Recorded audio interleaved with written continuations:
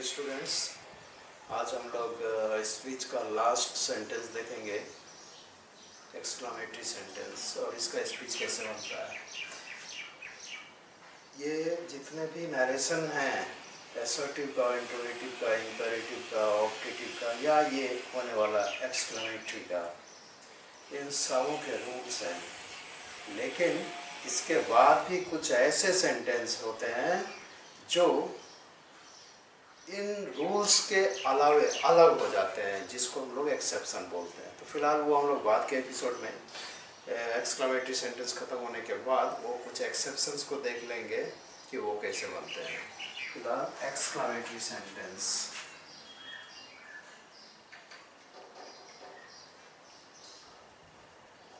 Exclamatory sentence.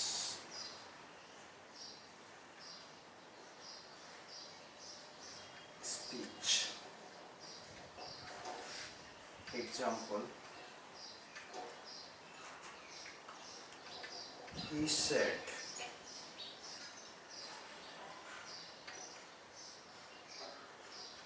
"Hurrah,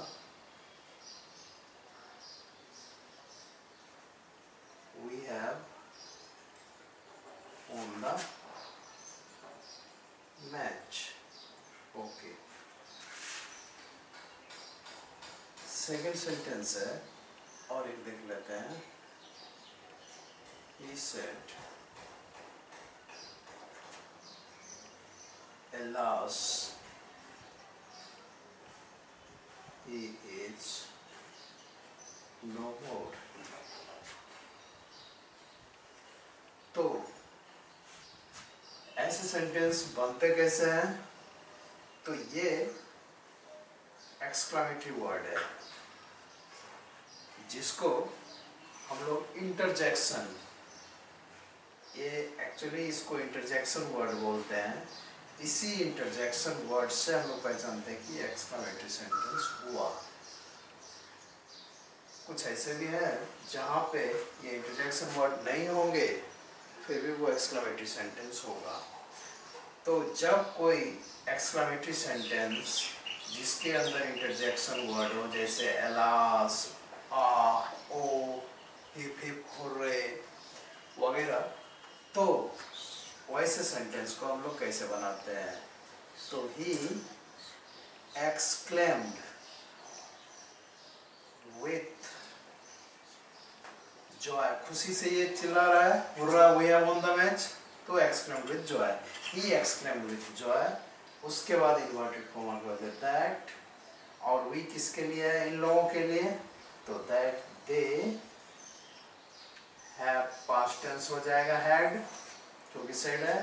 that they had on the match, had के बाद V3, on भी V3 है, तो ऑन ही रह जाएगा, had on V3 the match.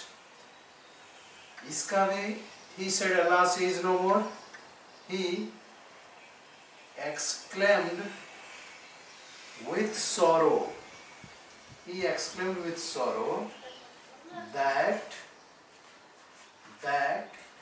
he is का हो जाएगा that he was no more।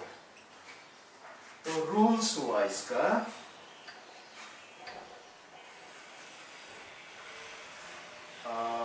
said is equal to exclaimed with। अब ये हुर्रा, एलास, आ, ओ इस पर डिपेंड करता है, तो ये तो लिखा ही जाएगा exclaimed with। अब इधर खुशी है तो जॉय लिखेंगे, दुख है तो sorrow, surprise, wonder, horror, etc। जैसा सेंस होगा आप वैसा लगाएंगे। जैसे यहाँ पे है ही से हुर्रा, खुशी का शब्द है तो हम लोग जॉय लगाए। एक्सक्लेम्ड विथ तो लिखना ही लिखना है। और इसी को, इस एग्जाम्पल को दूसरे तरीके से देख लेते हैं।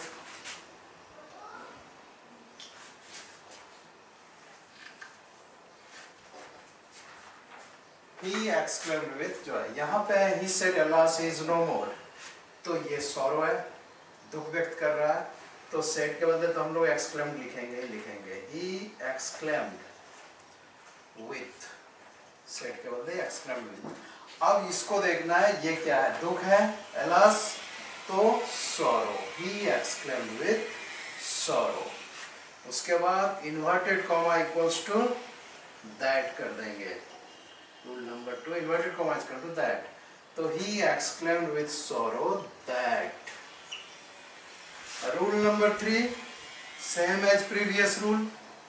Same as previous rule. Same as previous rule of 3.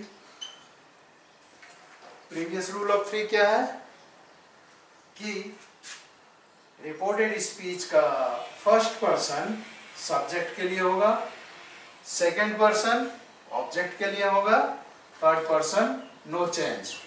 तो he exclaimed with sorrow that, ये थर्ड पर्सन है ही, तो ही का ही रह जाएगा.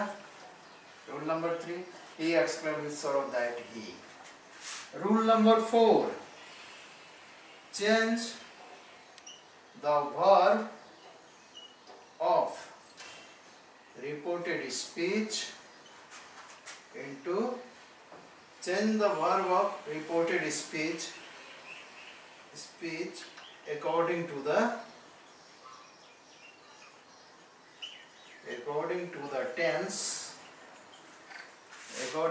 tense of reporting verb. तो reporting verb का tense past tense है, तो इसको भी आप क्या कर देंगे, was. ये पास्ट हुआ, ये प्रेजेंट हुआ, तो इसको भी पास्ट कीजिए, he was. On 5th number, write down the rest sentence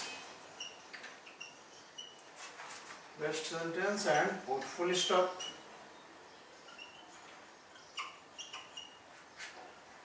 तो he exclaimed with sorrow that he was no more. Okay. अब एक और एग्जाम्पल देख लेते हैं. ये तो आपने देखा खुशी का, दुख का, एक्सक्लेम विथ तो लिखना ही लिखना है. एक एग्जाम्पल और देख लेते हैं हम लोग.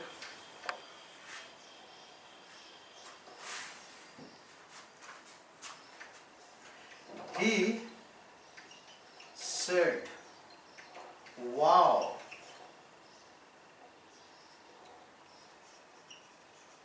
What's a beautiful scene it is. Or he said, wow, what a beautiful scene it is.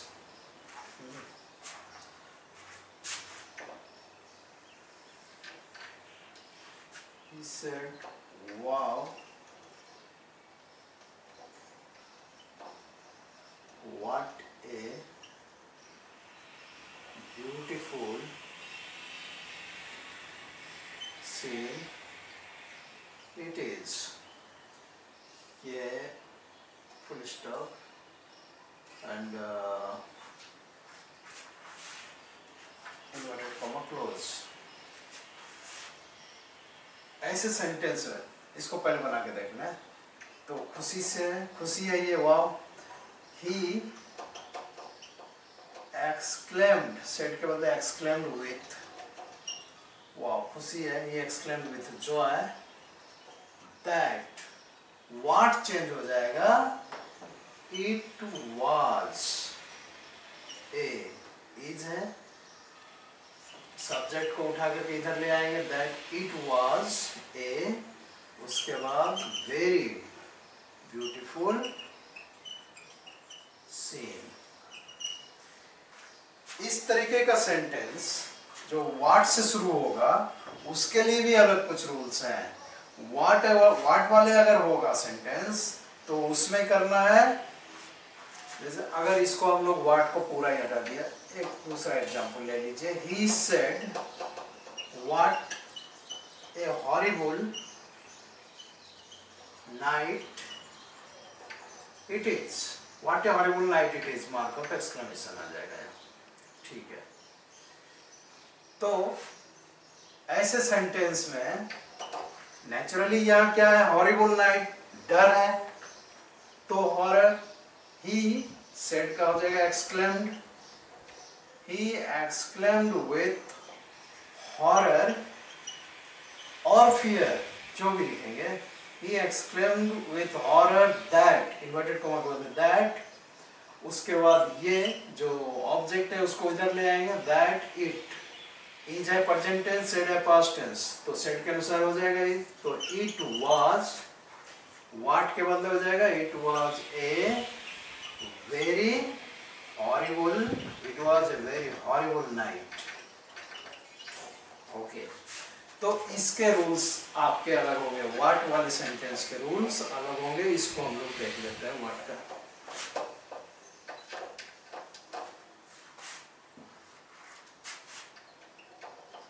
Rules, said, तो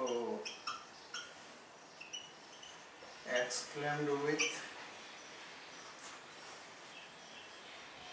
जो सेंस होगा, जो है sorrow, wonder, fear, horror, etc, जैसा सेंस आएगा आप वैसा लिख देंगे।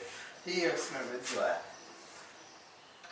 Inverted comma equals to that हो गया, उसके बाद it is, put the subject, put the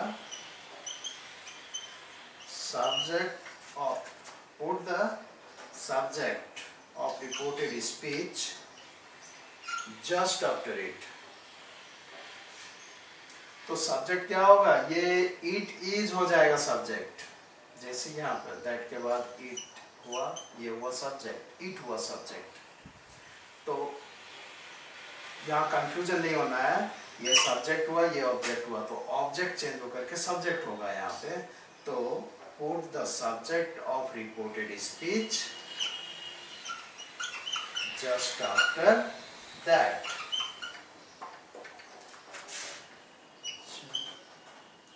change the, उसके बाद क्या करना है, change the tense of verb of reported speech according to the tense of reporting verb, reporting verb past है तो इसको भी पास्ट कीजिए, तो इसका वाज हो जाएगा। And number 5, that it was, what की जगह what will change into a very, what की जगह ए वेरी, तो वन ही एक्सक्लेम, फर्स्ट रूल के अनुसार सेड हो गया exclaimed with, what a horrible night it is, डर है तो horror, he exclaimed with horror और फियर, दैट, इन्वर्टेड कॉमा के बदले,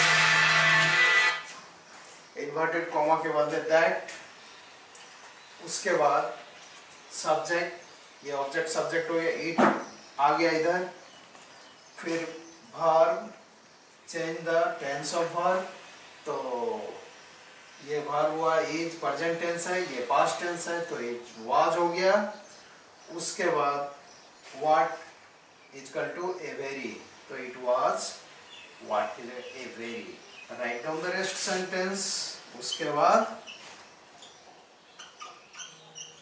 right down the rest sentence. तो आपने एक्सक्लेमेटरी सेंटेंस में दो तरह का देखा, एक इंटरजेक्शन वर्ड से शुरू होता है, दूसरा व्हाट से शुरू होता है। इंटरजेक्शन रूल्स पहले आपने लिख लिया था इंटरजेक्शन वाले का, ये व्हाट वाले का रूल्स, व्हाट वाले का रूल्स है। अब इसके अलावा एक्सक्लेमेटरी सेंटेंस में कुछ एक्सेप्शंस हैं जहां कोई भी रूल काम नहीं करेगा, लेकिन वो सेंटेंस एक्सक्लेमेटरी होता है। देख लेते हैं इसका एक्सेप्शंस।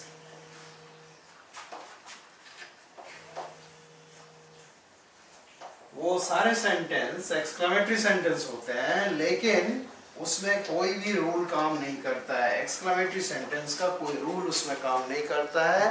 एग्जाम्पल, एक्सेप्शंस, एक्सेप्शंस का मतलब होता है अपवाद। चलिए, he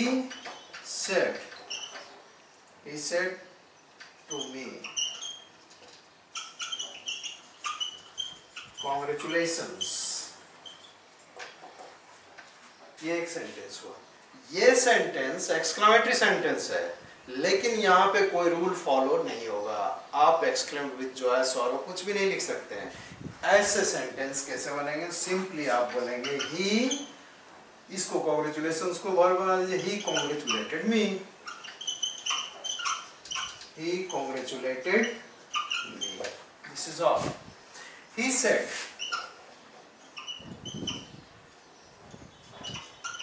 हैप्पी होली, ये भी एक्सक्लेमेटरी सेंटेंस है। तो he wished me happy Holi, rule follow नहीं हुआ।